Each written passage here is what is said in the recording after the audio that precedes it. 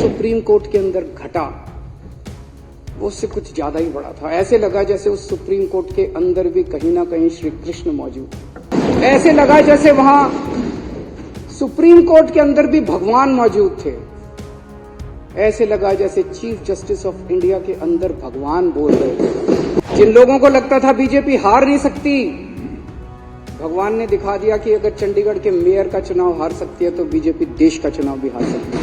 जो लोग द्रौपदी का चीरहरण करने आए थे, जो लोग भारतीय जनतंत्र का चीरहरण करने आए थे, भगवान श्री कृष्ण ने उनको पूरे देश के सामने उनका चीरहरण करके छोड़ा। 30 जनवरी को चंडीगढ़ में मेयर का चुनाव हुआ। सुबह वोटिंग पड़ी। वोटिंग पड़ने के बाद एक प्रिजाइडिंग ऑफिसर था, पीठासीन अधिकारी अनिल मसीह, इन्हीं का आदमी था। अनिल मसीह तो मोहरा है, पीछे तो वो है, उन्हीं का आदमी था। उस दिन इन लोगों ने तय किया कि आज उस हॉल के अंदर द्रौपदी का चीरहरण करेंगे। उन लोगों ने, इन कौरवों ने तय किया कि आज हम जनतंत्र का, भारतीय जनतंत्र का चीरहरण करेंगे। पूरी प्लानिंग करके आए थे। उसने तय किया कि मैं असली वोटों के ऊपर उनको ठप्पे मार मार के, डिफेस कर करके उनको इनवैलिड घोषित कर दूंगा और हारे हुए को जिता दूंगा। अब वहां पे श्री कृष्ण जी पहुंच गए द्रौपदी का चीरहरण रोकने के लिए। उस कमरे में दिखाई नहीं दिए किसी को, दृश्य थे, लेकिन थे वहां पे। आप लोगों ने अगर वीडियो में देखा हो, वीडियो में वहां जितने बीजेपी वाले मौजूद थे सारे कह रहे हैं कैमरे ऑफ करो, कैमरे। देखे आपने वीडियो? सारे चिल्ला रहे हैं कैमरे ऑफ करो, कैमरे ऑफ करो। कैमरे ऑफ क्यों नहीं हुए? श्री कृष्ण जी वहां मौजूद थे, उन्होंने कैमरे ऑफ किए। इन्होंने पूरी कोशिश करी कैमरे ऑफ करने की। उस दिन कैमरे ऑफ नहीं हुए। ये कोई संयोग नहीं है, ये ऊपर वाले का इशारा है, ऊपर वाले का। सबसे बड़ी पार्टी को 5 मिनट के अंदर भगवान ने पूरे देश के सामने बेनकाब कर दिया।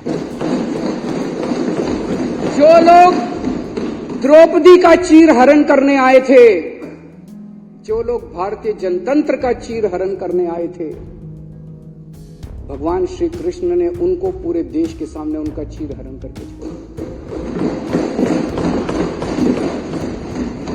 और अध्यक्ष महोदय, उसके बाद की जो घटनाक्रम है, जिस तरह से सुप्रीम कोर्ट के अंदर ये मामला चला, हम लोग अदालतों को मंदिर की तरह मानते हैं।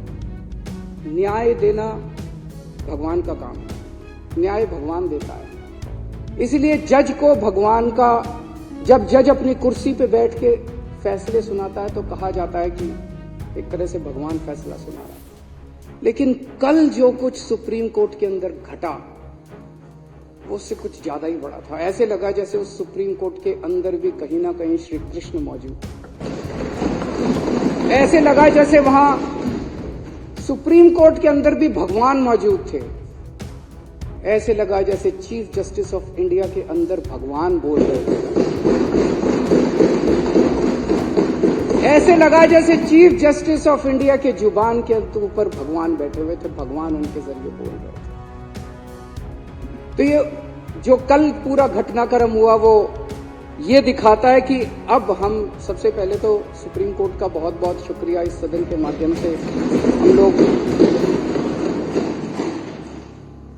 हम इस सदन के माध्यम से सुप्रीम कोर्ट का शुक्रिया अदा करना चाहते हैं।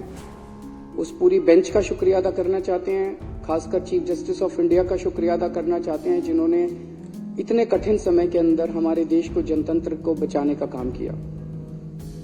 आज पूरे देश के सामने भगवान ने बेनकाब करके एक साफ साफ मैसेज दे दिया। भगवान ने, बीजेपी चुनाव जीतती नहीं है, बीजेपी चुनाव चोरी करती है।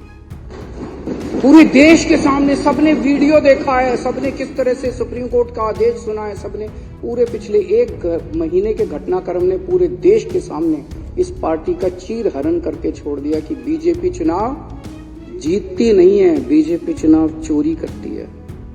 ये कोई संयोग नहीं है कि एक छोटा सा चुनाव, चंडीगढ़ के मेयर का चुनाव क्या होता है, कुछ भी नहीं होता।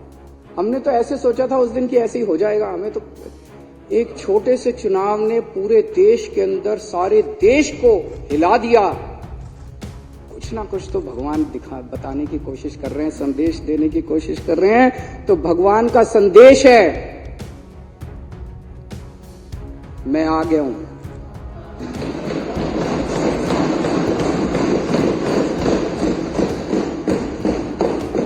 बीजेपी पाप कर रही है, बीजेपी अधर्म कर रही है, अब ये नहीं चलेगा। जिन लोगों को लगता था बीजेपी हार नहीं सकती, भगवान ने दिखा दिया कि अगर चंडीगढ़ के मेयर का चुनाव हार सकती है तो बीजेपी देश का चुनाव भी हार सकती है।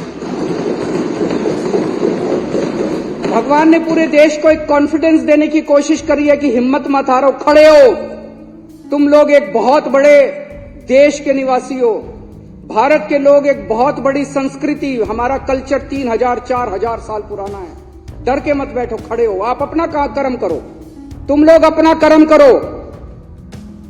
कई लोगों को इस देश के अंदर लगता है कि अब तो ईवीएम में गड़बड़ी हो गई, वोट डाल के क्या फायदा है। भगवान कह रहा है बिल्कुल नहीं, वोट डालने जाओ, ईवीएम को मैं संभाल लूंगा। सारे जने वोट डालने जाओ, कोई बिना वोट के मत रहना। वोट डालने जाओ, आवाज उठाओ, प्रदर्शन करो, इनके खिलाफ खड़े हो, भगवान तुम्हारे साथ है। जैसे भगवान ने इनको बेनकाब किया चंडीगढ़ के चुनाव में, भगवान आने वाले समय में भी इनको बेनकाब करेगा और सत्य का साथ देगा। हताश होकर मत बैठो। ये धर्म और अधर्म की लड़ाई है, ये पाप और पुण्य की लड़ाई है। अब आप लोगों को तय करना है कि आप धर्म के साथ हो कि आप अधर्म के साथ हो, आप पाप के साथ हो कि आप पुण्य के साथ हो। जब पांडवों को वनवास जाना पड़ा तो एक बार तो लगा कि अधर्म जीत गया। जब भगवान राम को वनवास जाना पड़ा एक बार तो लगा कि अधर्म जीत गया। जब दुर्योधन का राज्य आया, जब कंस का राज्य आया, जब रावण की अति हुई तो एक बार तो लगा कि अधर्म जीत गया, लेकिन अंत में तो धर्म जीता। आज भी जब चारों तरफ बीजेपी का अधर्म फैला हुआ है तो एक बार लगता है कि अधर्म जीत गया। ऐसे लगता है ना कई बार, ये तो हार ही नहीं रहे थे, ये तो एक बार लगता है धर्म जीत गया, लेकिन धर्म जीतेगा, अंत में धर्म जीतेगा। जो जो धर्म के साथ हैं, जो जो देशभक्त हैं, जो जो पुण्य के साथ हैं, जो जो लोग भगवान राम के भक्त हैं, जो जो शिव जी के भक्त हैं, जो जो हनुमान जी के भक्त हैं, जो जो श्री कृष्ण के भक्त हैं, वो देश के साथ हैं,